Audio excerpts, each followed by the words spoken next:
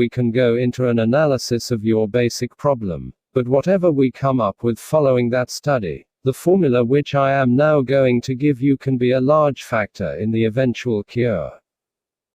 Following is the affirmation which I gave him: I can do all things through Christ which strengtheneth me. Philippians 4:13. He was unfamiliar with these words, so I wrote 'em on a card and had him read 'em over 3 times aloud. Now, follow that prescription, and I am sure things will come out all right. He pulled himself up, stood quietly for a moment, then said with considerable feeling, "Okay, doctor. Okay." I watched him square his shoulders and walk out into the night. He seemed a pathetic figure, and yet the way he carried himself as he disappeared showed that faith was already at work in his mind. Subsequently he reported that this simple formula did wonders for him and added, "It seems incredible that a few words from the Bible could do so much for a person." This man later had a study made of the reasons for his inferiority attitudes. They were cleared away by scientific counseling and by the application of religious faith. He was taught how to have faith, was given certain specific instructions to follow. These are given later in this chapter. Gradually he attained a strong, steady, reasonable confidence. He never ceases to express amazement at the way in which things now flow toward rather than away from him. His personality has taken on a positive, not negative, character so that he no longer repels success, but, on the contrary, draws it to him. He now has an authentic confidence in his own powers. There are various causes of inferiority feelings, and not a few stem from childhood. An executive consulted me about a young man whom he wished to advance in his company. But, he explained, he cannot be trusted with important secret information, and I'm sorry, for otherwise I would make him my administrative assistant. He has all the other necessary qualifications, but he talks too much, and without meaning to do so divulges matters of a private and important nature. Upon analysis I found that he talked too much, simply because of an inferiority feeling. To compensate for it he succumbed to the temptation of parading his knowledge. He associated with men who were rather well-to-do, all of whom had attended college and belonged to a fraternity. But this boy was reared in poverty, had not been a college man or fraternity member. Thus he felt himself inferior to his associates in education and social background. To build himself up with his associates and to enhance his self-esteem, his subconscious mind, which always seeks to provide a compensatory mechanism, supplied him with a means for raising his ego. He was on the inside, in the industry, and accompanied his superior to conferences where he met outstanding men and listened to important private conversations. He reported just enough of his inside information to cause his associates to regard him with admiration and envy. This served to elevate his self-esteem and satisfy his desire for recognition.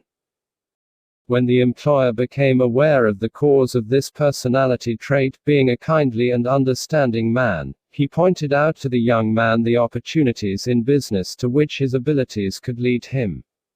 He also described how his inferiority feelings caused his unreliability in confidential matters.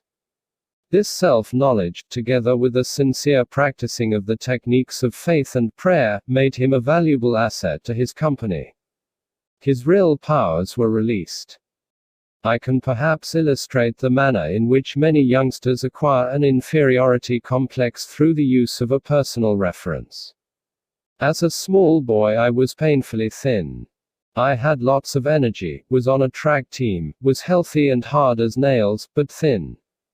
And that bothered me because I didn't want to be thin. I wanted to be fat. I was called skinny, but I didn't want to be called skinny. I wanted to be called fat. I longed to be hard-boiled and tough and fat. I did everything to get fat. I drank cod liver oil, consumed vast numbers of milkshakes, ate thousands of chocolate sundaes with whipped cream and nuts, cakes and pies innumerable, but they did not affect me in the slightest. I stayed thin and lay awake nights thinking and agonizing about it. I kept on trying to get heavy until I was about 30, when all of a sudden did I get heavy. I bulged at the seams. Then I became self-conscious because I was so fat, and finally had to take off 40 pounds with equal agony to get myself down to respectable size. In the second place, to conclude this personal analysis, which I give only because it may help others by showing how this malady works, I was a minister's son and was constantly reminded of that fact. Everybody else could do everything. But if I did even the slightest little thing, you are a preacher's son. Sir, I didn't want to be a preacher's son, for preacher's sons are supposed to be nice and namby-pamby. I wanted to be known as a hard-boiled fellow. Perhaps that is why preachers' sons get their reputation for being a little difficult, because they rebel against having to carry the banner of the church all the time. I vowed there was one thing I would never do, and that was to become a preacher. Also, I came of a family practically every member of which was a performer in public, a platform speaker, and that was the last thing I wanted to be. They used to make me get up in public to make speeches when it scared me to death, even filled me with terror. That was years ago, but the twinge of it comes to me every now and then when I walk onto a platform. I had to use every known device to develop confidence in what powers the good Lord gave me. I found the solution of this problem in the simple techniques of faith taught in the Bible. These principles are scientific and sound and can heal any personality of the pain of inferiority feelings. The use can enable the sufferer to find and release the powers which have been inhibited by a feeling of inadequacy. Such are some of the sources of the inferiority complex which erect power barriers in our personalities. It is some emotional violence done to us in childhood, or the consequences of certain circumstances, or something we did to ourselves. This malady arises out of the misty past in the dim recesses of our personalities. Perhaps you had an older brother who was a brilliant student. He got A's in school, you made only C's, and you never heard the last of it. So you believed that you could never succeed in life as he could. He got A's and you got C's, so you reasoned that you were consigned to getting C's all your life. Apparently you never realized that some of those who failed to get high grades in school have been the greatest successes outside of school. Just because somebody gets an A in college doesn't make him the greatest man in the United States, because maybe his A's will stop when he gets his diploma, and the fellow who got C's in school will go on later to get the real A's in life.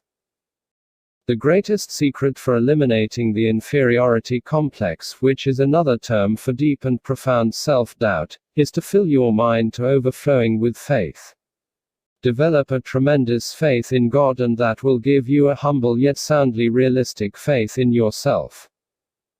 The acquiring of dynamic faith is accomplished by prayer, lots of prayer, by reading and mentally absorbing the Bible, and by practicing its faith techniques.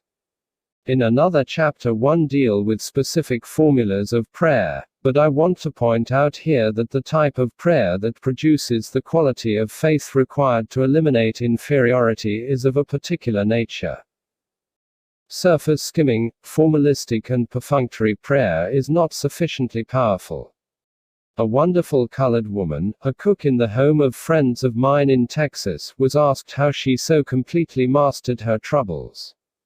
She answered that ordinary problems could be met by ordinary prayers, but that when a big trouble comes along, you have to pray deep prayers.